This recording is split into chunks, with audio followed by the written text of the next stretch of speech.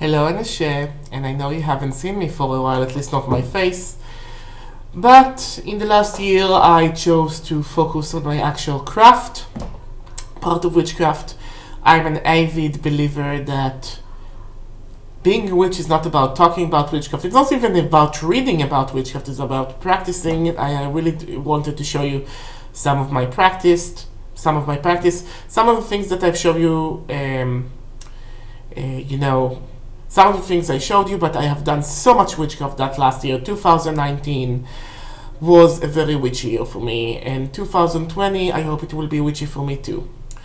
Now, since I haven't seen you for so long, I have chosen representatives of my witchy shopping that I hope to talk about and show you precisely, what I'm getting, what I'm using, what am I using it for, and just share with you, what I'm reading, what's on my reading list, what I got, and I'm not going to do this as often because I think that witchy hauls are on the way out, not just whatever. It's because I think there is an element of modesty that needs to happen now in witchcraft that is more about not what you're buying, but why are you buying it and how you're using it, besides making it look good on Instagram. So basically I'm doing it to get it out of the way so people won't ask me, wait, where did you get this? Why did you get that? I'm still doing witchy shopping. It's still happening, but you really don't need to see my new black candles or, that cool little vintage box I got in that shop. So without further ado, let us begin. Now, news is, in April, I'm going to Egypt. And as someone that goes to Egypt, I need to be attired and bejeweled in the correct way. And this is the box of what I got. I actually ordered it directly from Egypt. This is sterling silver, and this is a scarab pendant. And it has turquoise, and it has carnelian, and it has lapis lazuli enamel, and it's like 3D. This is going to be my Egyptian pendant, which when I'm gonna visit all those sites, I'm gonna charge it in the temples. So this is like what I would be wearing on me. It's the right size. I think I can pull it off. So that's the first thing I bought. And basically this haul is gonna be mostly about books. I have this big pile of books here. I will show it to you. Another thing I did some Botanica shopping, and no, we don't have any Botanicas in Israel. I had to buy it from abroad, and of course the shipping is killing me. But I don't care. There's some stuff I need, and you buy some of those stuff only once. Once you have them, you have them. So I got this. This is an Orunmila statue. I worship Orunmila. He's one part of the 7 African powers, and basically I do a lot of divination. This is why I give him a lot of props. And here he is. He's cast resin. And even though resin is not really my thing, getting something carved in Africa would cost me so much more. But for now, this is what it is. And he's standing on a pile of cowrie shell representing wealth, and also cowrie shell is used in Merindi Lagoon, and he has the divination tray in which he's using shells to divine on. And he's dressed in his colors, which are yellow and green. Okay. So that was somebody calling me, and I needed to take that. Anyway, so this is why I got the Orunmila statue. From December Botanica, I got a small bottle of Pompeia. And I really like to try on different spiritual colognes. This one is not too dissimilar to Florida Water. It has its own distinctive floral scent. It's less spicy in lavender and more floral. And I saw a video on YouTube of somebody explaining its usages. This is basically corresponding to the power of the maiden. So it can be used and charged to be an attraction perfume. And basically I use it as an offering to my goddess Oshun. And speaking about Oshun, I got her Iruke. This is an Iruke. This is horse tail. This is the handle. It's beaded with Oshun's color, which are yellow and amber. And basically this is very reasonably priced Iruke. Usually you see big creations that could cost hundreds and hundreds of dollars, and this didn't cost hundreds of dollars. And this is a great tool for me. I use it for purification and charging things with the power of the goddess. I basically pat it with it after I charge it for her, of course. So this is a powerful tool that I'm using right now. It's basically the Iruke is basically a fly swatter that used to scare away flies in Africa, and it represents the power of royalty, the power of people who are like royals, and people who are in contact with divinity are of course people who are royals, so they are using it in their temples, and I'm also using it as an initiate of Ilebala Teva. Now this one is actually something I got in Prague. I have a couple of stuff I got in Prague. I visited Prague recently, and in the shop Dracaria or Wolflund, there are people who are making knives like the old-fashioned way. The handle is wooden, and it has like this decorations that are made with with copper. And the wood, and the handle itself, it's like very heavy. It's a real knife. You can cut stuff with it. And I think it looked awesome, and the balance is great. So I'm using it to cut herbs and carve into candles, and you know, basically I wash it and I can cut like and prepare ritual items with it. It's very heavy. It's very balanced too. Having a good knife, good blades to work your rituals with are important according to my perception of things. And this is a crystal that I got. This is quartz that was coated in some mixtures of metals. And I love this. First of all, they look good. Second of all, since it's green, this can be like a great focus or a great centerpiece for a wealth grid. Or this one I can actually use for healing. It can be used for many things. It's like, I saw this on a Chinese eBay store. In that Chinese eBay store, I basically sat there and I sent him offers until he got like cheap offers, and I got it like for, I think like $17, and it's huge. Look at it. It's huge. It's more than a handful. And when you have a cluster, you know, if one of them gets tired, the other like empowers it. So you can use it in all sorts of ways. All sorts of ways. Very useful. And I also got myself a bunch of Solomon seal root. Now, if you don't know what this root is, it's big in Hoodoo. It comes from China. In Chinese, it's called basically the gem of the bamboo. I can actually read a little bit of Chinese characters. So, the gem of the bamboo.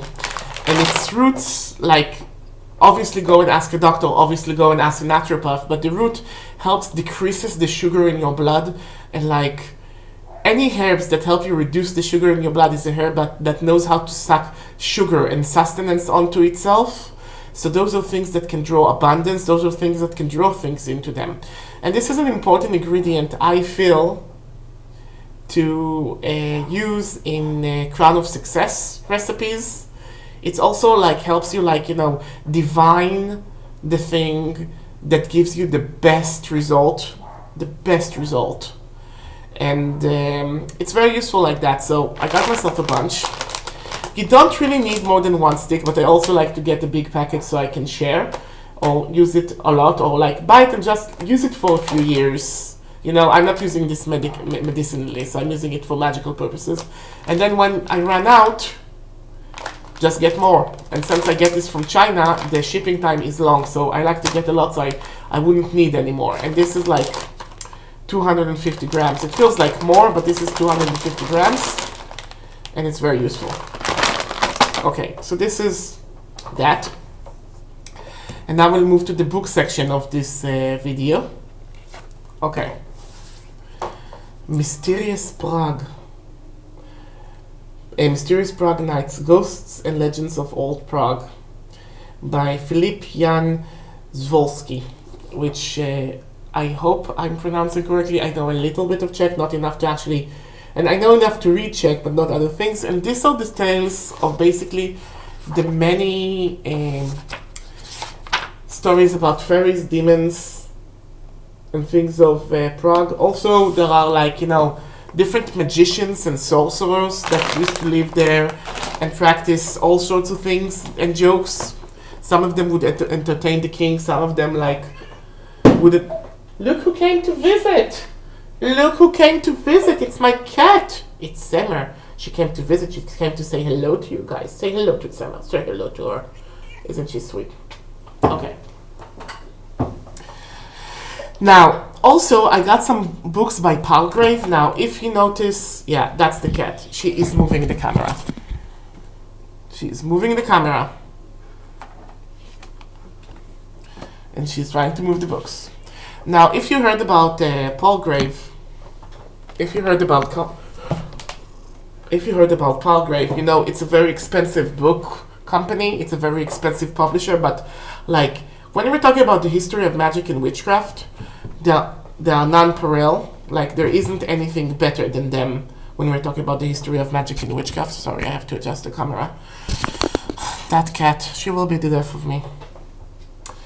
So there was Black Friday, and like the books like cost anything between £70 to £120, and they were only £10 each. So I quickly grabbed whatever I could, and let me show you what I got. I got Man is a Witch, Male Witches in Central Europe by Roald Schultz. And there aren't a lot of people writing about masculinity in witchcraft. I am not giving you attention now. There are a lot of people not writing about, like, you know, male witches in Central Europe. It's like mostly like, and also male witches, most of the witch hunts were around women. And it has like about the trial of Peter Killicum, so many questions, the persecution of men as werewolves in Burgundy, male witches on trial, an empirical approach, witch hunts and the male witch, a chronology, men as potential witches in the monarchical treaties, etc., etc., etc. It's like if you're a man, straight, gay, whatever, and you want to know more about the history of male in the craft, get this book. Either wait for the next Black Friday and get their code and get this like cheaply, or just get it from a library if it's available. Second book I bought, and I already had like a couple of books by Palgrave which I paid full price for, and I'm not showing them here because, you know, I bought them like enough in the past so that they wouldn't be like included in the recent haul. Witchcraft and Magic in Ireland. Yes, all of you Celtic witches, you need to know your history. You need to know what was left. You need to know how it evolved. Because basically modernicity is not a bad thing when we're talking about magic and witchcraft. It makes the craft practicable. And the history is important because you can read like a historical tale of magic, and like if you know your craft, you can actually divulge a spell out of it. And you have like witchcraft belief in early modern Ireland, witchcraft legislations and legal administration in early modern Ireland, cunning folk in early modern Ireland, witchcraft accusation in early modern Ireland, witchcraft trials and demonic possessions in early modern Ireland, and witchcraft in modern Ireland after the trials, cunning folk in modern Ireland, and conclusion. So, you can get it and you can read it. It will do good to you. And this one is a big one. Because as much as we like witchcraft in Ireland, the rest of the British Isles and England itself has its own interesting magical history.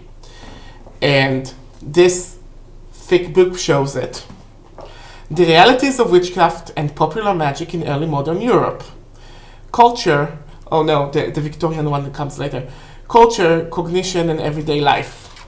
So it's a big one. It's like, if if you can trace your route to any of those countries, reading the chapter of that country will be invaluable.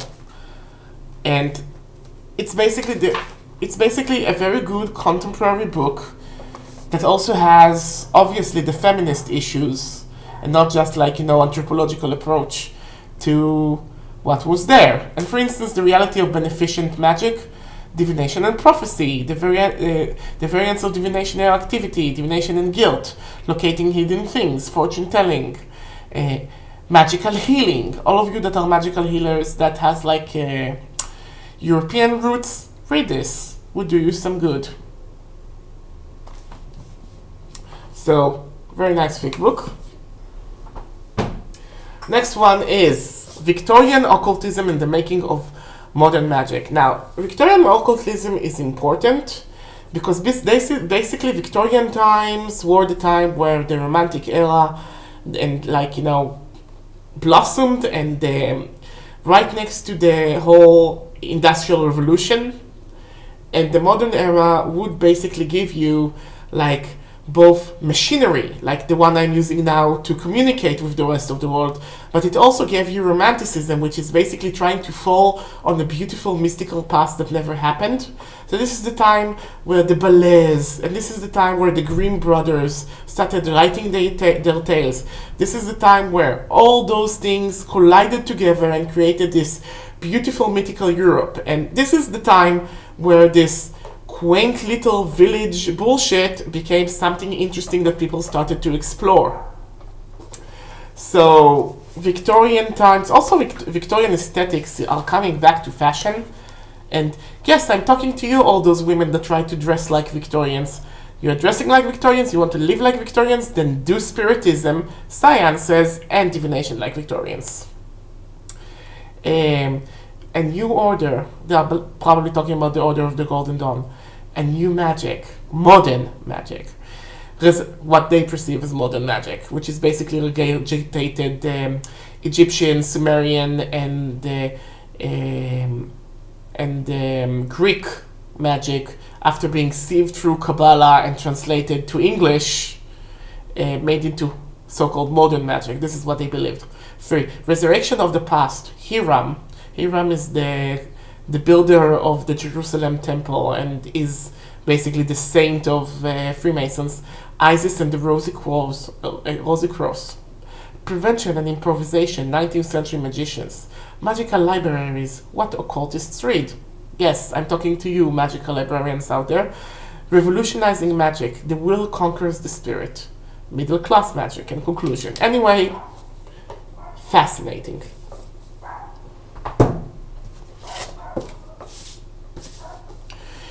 Now, we talked about the importance of Britain in it, and we talked it's not just Ireland. So, Scottish witches and witch hunters. And this is an anthology. It's edited by Julian Gooder. And I'm sorry I'm mispronouncing the names here. Goodare, who knows. And it has the history of the witch hunts in Scotland. And what was there? Well, is the magic. What they accuse them. Well, witchcraft in Scotland is prevalent as witchcraft in Ireland and the witchcraft in the rest of Europe. But, like in the rest of Europe, they wrote things down, and most of the time they wrote it in English, so you can read them. Because it's difficult to read such things in French and German, and they don't translate much. So, if you get something from Europe, great. If you get something from England, great. Read them, let it enrich your practice, and also use good materials and sources for your history. And another one that I got, which is very interesting, which is Magic Tales and Fairy Tale Magic from Ancient Egypt to the Italian Renaissance. Now, who of us doesn't like a good tale? And who of us doesn't like stories that we can get interesting interpretations from? And it has tales, magic, and fairy tales, Egyptian, Greek, and Roman magic tales, and their tales, the stories of Medea, the story about the rich Egyptian person that saw his wife was cheating on him, so he threw a wax crocodile into the Nile, and the crocodile ate her and her lover, are basically tales of magic that could be used today, maybe in a more specifically sympathetic way, but it's magic that you can study and use in your own special way. Jewish magic tales, all your Kabbalah lovers, it's for you. Magic tales in medieval Christian Europe, magic tales in Muslim Middle Ages, magic at court and on the piazza, the problematics of magic on the threshold of fairy tale magic, Straporola's early modern pleasant nights, the evolution of the fairy tale magic from Straborosa and BC and current and afterwards. Also, librarians, people who like magic tales, people who like stories and find the stories interesting, this is for you. Now, the rest of the books that I have are books from Troy Books. And if you don't know Troy Books, they have a YouTube channel of their own. And they make beautiful, they select very quality magical texts, which they publish. And they publish them in softcover, which is, you know, it's still like published in England and it's going to be more expensive than American books, but the quality of materials there is worth it if this is the subject that you are studying. And they also have like beautiful hardcover, and they also have like expensive hardcover. And I get the beautiful hardcover. For instance, look at this. It's hardcover, and this is Between the Realms, Cornish Myth and Magic by Cheryl Straffon. And Cornish magic is now really being discussed a lot because of the Museum of Witchcraft and the Museum of Witchcraft and Magic in Boscastle. However, there were some famous Cornish witches, such as Mother Shipton and Tammy Blee, and other water witches that would basically reweave the patterns of weather and sell like knotted things to sailors. And I do think that we need more weather witchery nowadays. I've actually written an article about how to reign over Australia to take care of the rain in Hebrew. So, I'm not going to tell you what's in there, but I will tell you. It's beautiful. If you're interested in British magic, and especially Cornish magic, this book is for you. Another one that I got Black Dog Folklore by Mike Norman. Not precisely a magic book, but enriching your library with folklore books are always very good. And black dogs are very much connected with Hecate, which is one of the goddesses I worship. So, and they talk about dog ghosts and dogs of West Countries and family dogs and protective dogs and other things, and like folk tales, and again, a lot of beautiful prints. And if you have a black dog and you're a witch and you want to understand how the dog can be used in magic, that is for you. And yes, using your pets for magic is important. Under the Bramble Arc by Colleen Boyer, and this is part of a trilogy. It's part of a trilogy. She writes really in-depth books about tree magic. Now, not all those trees really exist in its own. Oh, I think I got a signed copy.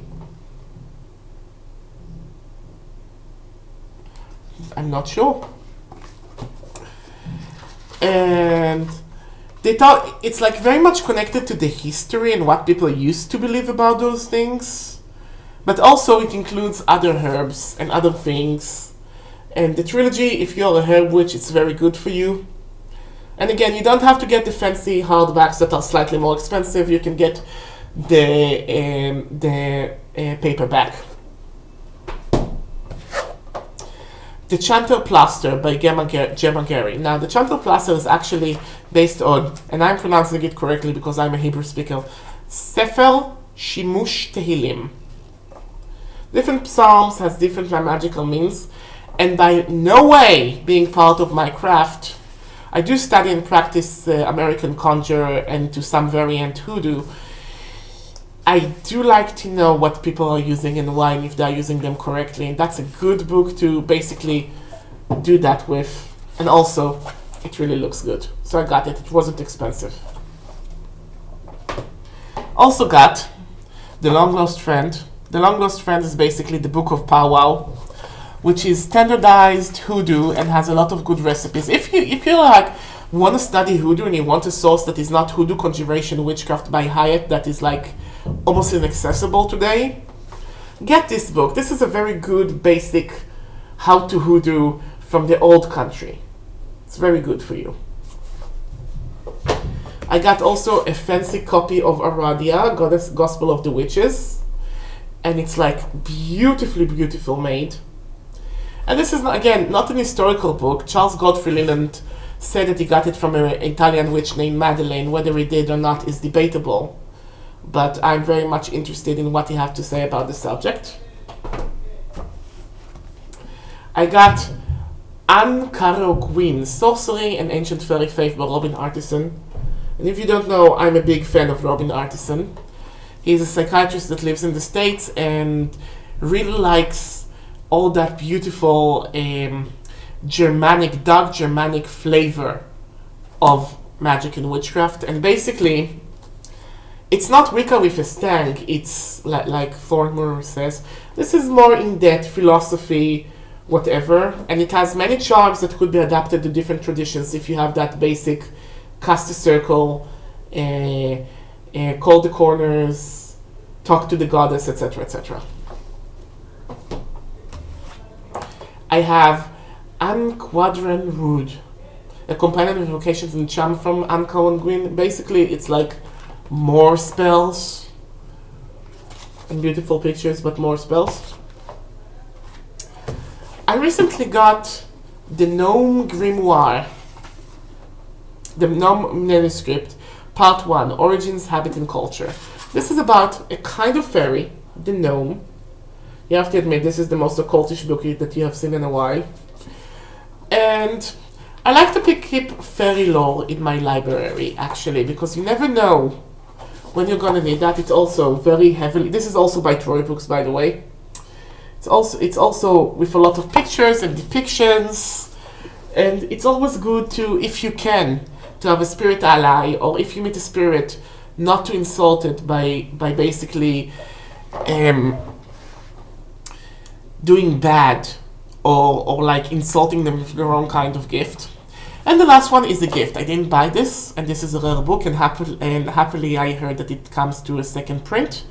This is Maori Healing and Herbal by Modrich Riley, New Zealand ethnobotanical source book, photographed by Brian Enting. And this was a gift. It was a gift from a friend of mine that lives in New Zealand, and this book is rare. Luckily, it's coming to a second printing. And even though all those herbs are not available anywhere else besides New Zealand, they might be. Who knows? Maybe this book will make it famous, and I can make like special cures or potions based on it. So it's a good book to have. It's a good thing for my herbal collection. It's not magical per se, but it has its own healing magic. Thank you for watching me. Goodbye, Nashe.